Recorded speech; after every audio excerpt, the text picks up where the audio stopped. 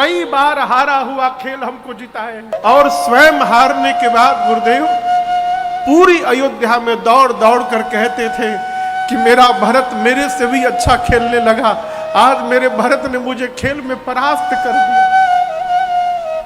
गुरुदेव हमारे इस प्रेम को किसकी नजर लग गई गुरुजी? क्या मेरे वन में जाने से भैया वापस चले जाएंगे? बोले मैं लेके चला जाऊंगा। गुरुजी बोले, भरत जी नाचने लगे। भरत जी, गोस्वामी जी कहते हैं ऐसा अवसर आया, ऐसा लगा मानो महाराज जीवित हो गए हो।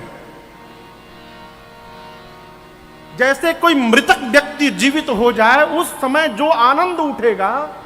भरत जी सुने कि मेरे वन में जाने से भैया वापस चले जाएंगे, भरत जी नाचने लगे। वो हॉर्न बंद है क्या? वो बंद है स्पीकर। आवाज आ रही है उधर? नहीं आ रही है। आ रही है उधर? वो बंद है। उस देखिए देखिए तार वार छूट गया होगा। भरत जी बोले, गुरुदेव मैं एक बात स्पष्ट कर देना चाहता हूं, मैं 14 साल के लिए वन नहीं जाऊंगा। भरत जी बोले, गुरु जी बोले मतलब? भरत जी बोले, कानन कराऊं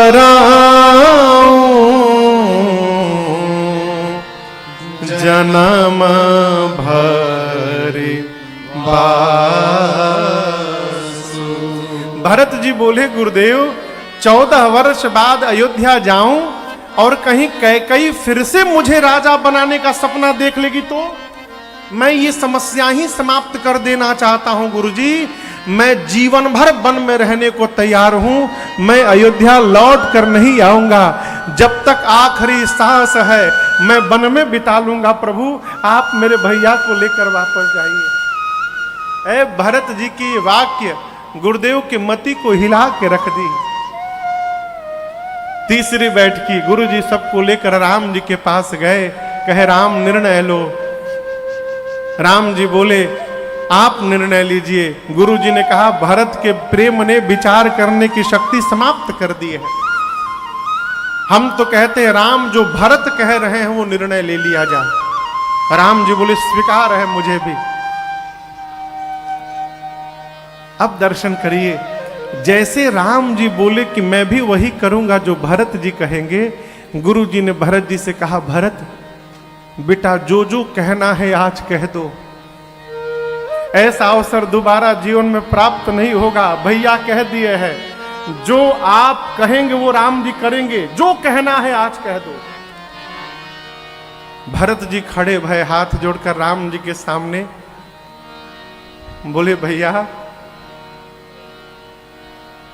आज तक मैंने आपके सन्मुख कुछ कहा नहीं है, मैं तो केवल आपको निहारता रहता हूं। महू स्नेह सकोच बस सन्मुख कहे न बै। प्रेम और संकोच के कारण आज तक आपके सामने मैंने कुछ नहीं कहा। दर्शन तृप्तन आज लगी प्रेम पिया से। आज तक मेरे नेत्र आपके दर्शन से तृप्त नहीं हो पाए। पहले ये तृप्त हो जाए तब न इसकी बारी प्रारंभ होगी। प्रभु आज तक यही तृप्त नहीं हो पाया, इसलिए इसको अवसर ही नहीं मिला। मैं कुछ बोला नहीं आज तक आपसे। आज गुरु जी ने कहा है बोलने के लिए। गुरुदेव मैं भैया से नहीं बोलना चाहता हूं, मैं यहां बैठी पूरी सभा से बोलना चाहता हूं। मैं अपने रघुनाथ जी के स्वभाव को ठीक से जानता हूं। मेरे भैया का स्वभाव है अपराधी पर भी क्रोध नहीं करते हैं। मैं तो इनका भाई हूं। ये अपराधी हूं पर कोह न काऊ, मैं जानू निज नाथ स्वभाव। आपको एक बात कहूं गुरुदेव, बचपन से लेकर आज तक मेरे भैया ने कभी मेरे मन को दुखाया नहीं है, कभी मेरे मन को तोड़ा नहीं है। हम एक बहुत भीतर की बात बताते हैं। हम लोग जब बचपन में खेलते थे गुरुजी ना,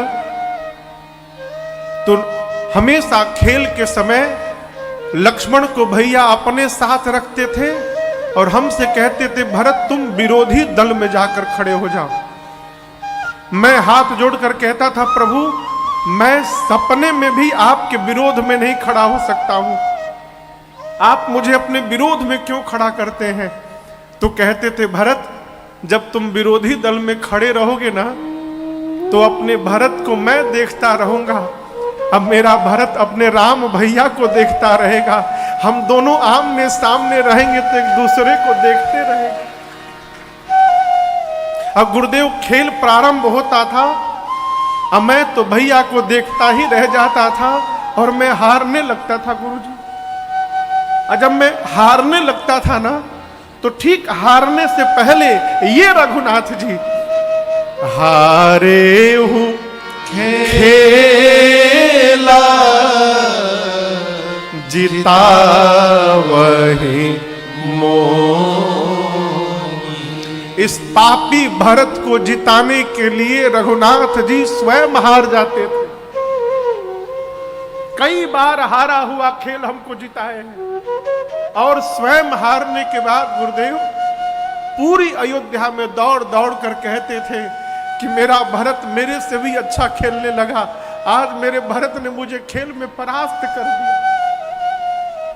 गुरुदेव हमारे इस प्रेम को किसकी नजर लग गई गुरुजी? मेरे कारण मेरे प्रभु को वन में आना पड़ा। गुरुजी विह्वल हो गए। गुरुदेव ने संभाला, भरत जी आप जो कह रहे हैं वो सत्य नहीं है। राम जी ने कहा भरत जी आज आपने अपने आप को पापी कहा, सावधान आज के बाद मत कहिएगा। राम जी कहते हैं पुण्य से लोक तात तर तोरे। भरत जी ब्रह्मांड में जितने पुण्यशाली जीव हैं आपके पांव के धूल के नीचे हैं, बराबर भी नहीं है। पुण्यशाली जीव आपके चरण के धूल के भी बराबर नहीं है। पुण्य से लोक तात तर तोरे। और मां भरत मां का कोई अपराध नहीं है भाई। मेरी मां कैकई बैठी है, जो मेरी मां को दोष देगा वो व्यक्ति जीवन में कभी अपने घर में श्रेष्ठ की सेवा नहीं किया होगा, जो कभी साधु की सेवा नहीं किया होगा वो कहेगा मेरी मां कैकई का अपराध है। भरत हित और अनहित पशु पक्षी भी जानते हैं। वही पक्षी नाच दिखाने वाले के साथ घुमा करते हैं, वही पक्षी बहेलिए को देखकर भाग जाया करते हैं। क्यों? वो जानते हैं वो कौन हितैषी है कौन अहितैषी है। पशु पक्षी भी जानते हैं। मनुष्य का शरीर तो ज्ञान का भंडार है, मानस तन गुण ज्ञान है। हम एक बात कहें भरत, पिताजी को वचन से प्रेम था, प्राण से प्रेम नहीं था। और आप दर्शन करिए, वचन के लिए पिताजी ने मेरा त्याग किया और अपने प्राण का त्याग कर दिया। पिताजी को वचन से प्रेम है यही जानकर एक वचन मानकर मैं वन में चला आया। भरत एक बात कहूं, पिताजी के उस वचन को छोड़ने में सोच तो हो रहा है मुझे, लेकिन उससे अधिक संकोच आज अपने भाई की दशा देखकर हो रहा है मुझे। पूरी सभा के सामने कहता हूं भरत यदि आप कह दोगे तो आपके लिए राम